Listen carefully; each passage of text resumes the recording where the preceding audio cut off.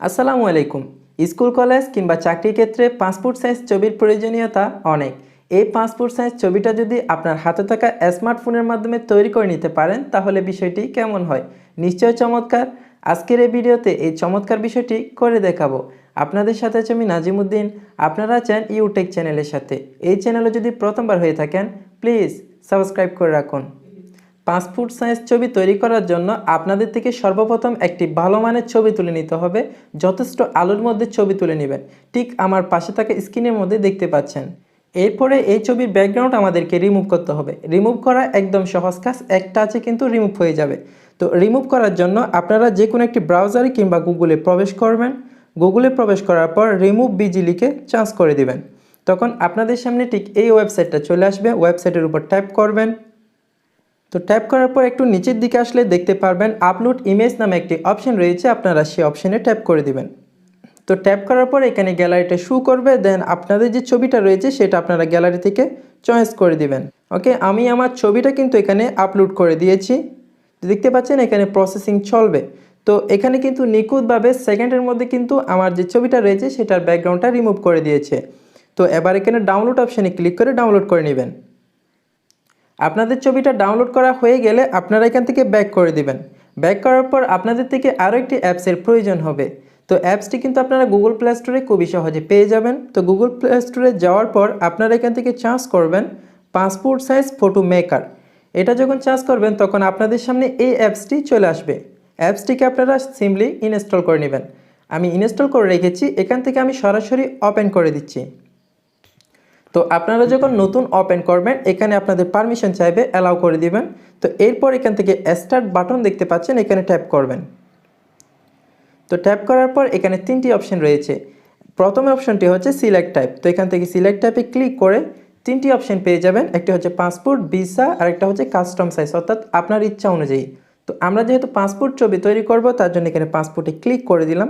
দেন আপনার থেকে country select করতে হবে। তো আমি এখান থেকে কান্ট্রি বাংলাদেশ সিলেক্ট করে দিলাম।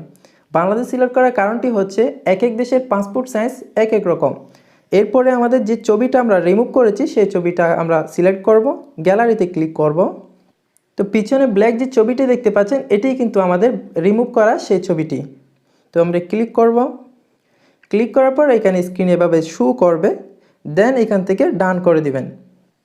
এরপরে এখান থেকে আবারও ডান চিহ্নে ক্লিক করে দিবেন। তো ক্লিক করে দেওয়ার পর এটা কিন্তু মোস্ট ইম্পর্ট্যান্ট, এখানে একদম সঠিকভাবে আপনি এখান থেকে চাইলে ছোটো বড় করে নিতে পারেন এভাবে ড্র্যাগ করে। তো একদম নির্দিষ্টভাবে বসানোর চেষ্টা করবেন, যতটুকু আপনাদের প্রয়োজন হয় ছবির মধ্যে ততটুকু এখান থেকে সিলেক্ট করে নেবেন। ওকে, আমার সিলেক্ট করা হয়ে গিয়েছে। এবার আমি এখান থেকে ডান অপশানে ক্লিক করে দিব। তো এই ধরনের একটি অ্যাড দেখাবে, অ্যাডটাকে আপনাকে দেখতে হবে। তো অ্যাডটা দেখার পর এখানে একটি ক্রস চিহ্ন চলে আসবে, এখানে ক্লিক করে দিবেন।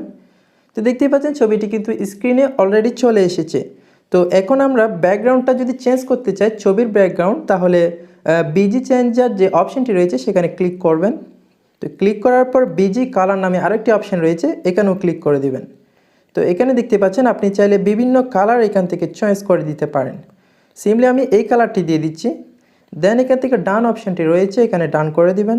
সাধারণত ছবি যদি আমরা বের করতে যাই তাহলে পাশে একটা বর্ডার থাকে, সে বর্ডারটা আমরা দিয়ে দিব।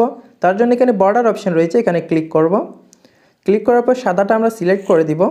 ওকে, এরপর আমরা আবারও ডান অপশানে ক্লিক করে দিব। তো এখন দেখতে পাচ্ছেন আমাদের পাসপোর্ট সাইজ ছবি কিন্তু তৈরি হয়ে গিয়েছে। এখন কথা হচ্ছে আমরা যদি এই জিনিসটা একটা পেজের মধ্যে বের করতে যাই, অনেকগুলা ছবি একসাথে কিভাবে করব। এখানে দেখতে পাচ্ছেন কপিস নামে একটি অপশান রয়েছে, সেখানে ক্লিক করবেন। ক্লিক করার পর A4 সাইজ যে অপশানটি রয়েছে সেখানে ট্যাপ করবেন। তো ট্যাপ করার সাথে সাথে দেখতে পাচ্ছেন একটি পেজের মধ্যে কিন্তু অনেকগুলা চলে এসেছে। এখানে যদি প্রিভিউতে ক্লিক করেন তাহলে দেখতে পারবেন, দেখতে পাচ্ছেন একটি A4 সাইজে যতটুকু ছবি আসবে সবগুলা ছবি কিন্তু অটোমেটিক্যালি এখানে সেট করা দেওয়া আছে। আপনারা চাইলে এখান থেকে সেভ করে নিতে পারেন। আশা করি ভিডিওর এই প্রসেসটি আপনাদের কাছে ভালো লেগেছে। যদি ভালো লেগে থাকে তাহলে অবশ্যই এই ভিডিওতে একটি লাইক করে দিবেন আর কমেন্ট করে জানিয়ে দিতে পারেন আপনাদের মূল্যবান মন্তব্য। ইনশাল্লাহ দেখা হবে নতুন কোনো একটি ভিডিওতে। সেই পর্যন্ত সকলে ভালো থাকবেন, সুস্থ থাকবেন। আল্লাহ হাফেজ।